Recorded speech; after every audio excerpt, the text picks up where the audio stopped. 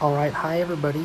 Welcome back to another Forza video. Today we are going to be discussing overtaking, some of the common methods used in overtaking, what those methods look like in practice, where they are appropriate and not, and how other drivers might react to those, and how to best counter said reactions. Hopefully soon I am going to be making a defending tutorial that will talk about some of these concepts again, but in a different context. This is my skill and safety rating. I thought I should just include this so you know I know what I'm talking about.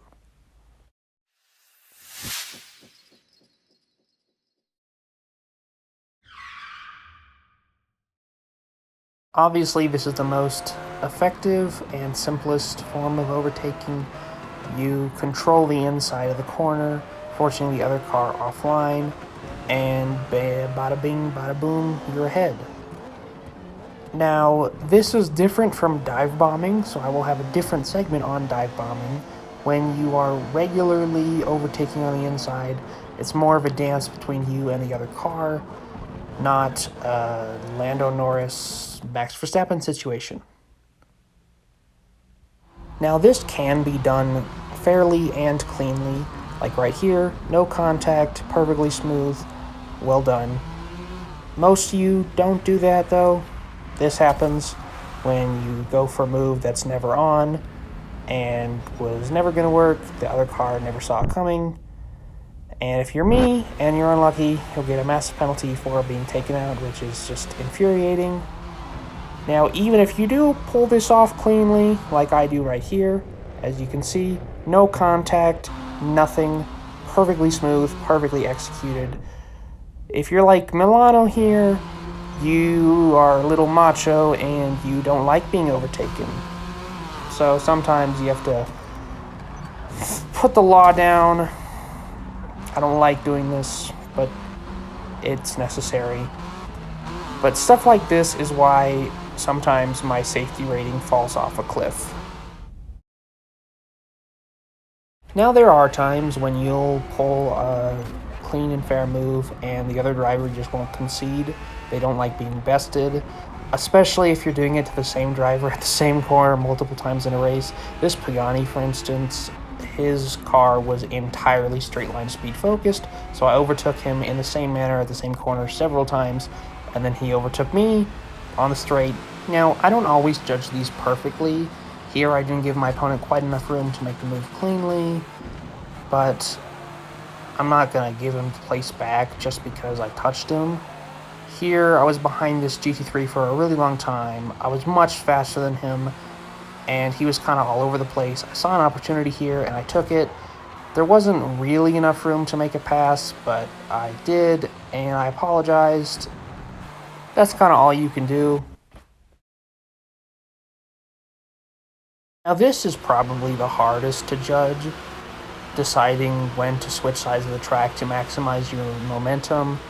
I believe I pulled this off fairly cleanly. I had a little contact here with this Lamborghini Super Trofeo, but I believe you'll agree that this was mostly clean overtake.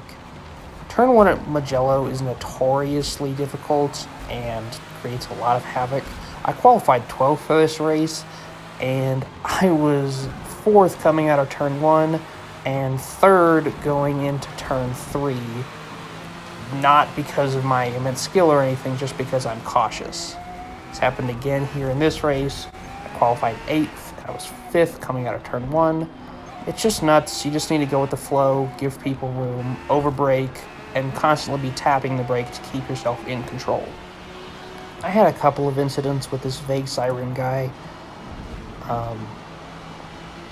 I was perhaps a little overambitious here, but I did have a lot more momentum than him.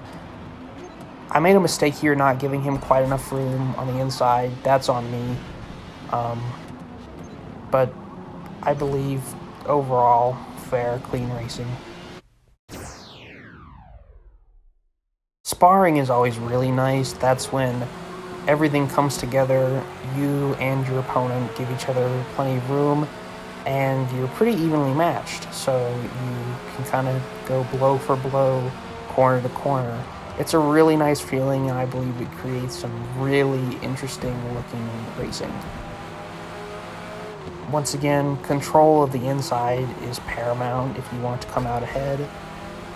And my opponent here did give me enough room. I kind of underbraked a little bit, but came out on top without ruining his race, and I think there's a lot of mutual respect between us. Once again here, I was much slower than this Ferrari, but I just understood how to maximize my momentum relative to him, make sure he couldn't gain enough of an advantage to completely pull away from me, and maximize my opportunity when it came about.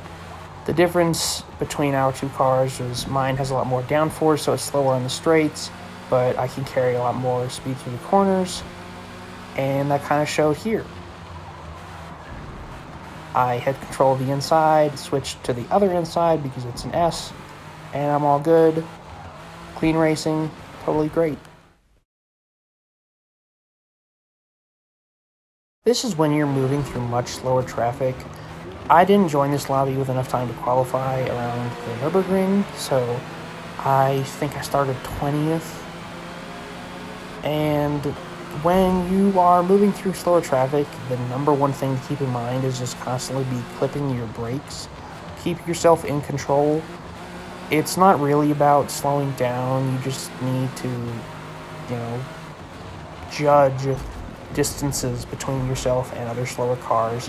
There will be better opportunities to get past them than in the middle of a narrow S.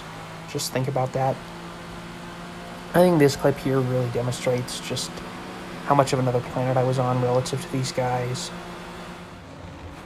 This is on the carousel. The Corvette fell off the carousel. I had a lot more momentum than him. I probably could have done this move without contact, but, whatever. Here is the same clip I showed you in the dive bombing video. Not super proud of it, but it is just later in the same lap, so thought it fit here. Move on. It's just a really good policy to always say sorry if you have contact with somebody, especially if it interferes with their race. Just clears up your motives. They'll usually think the worst, assuming it was malicious.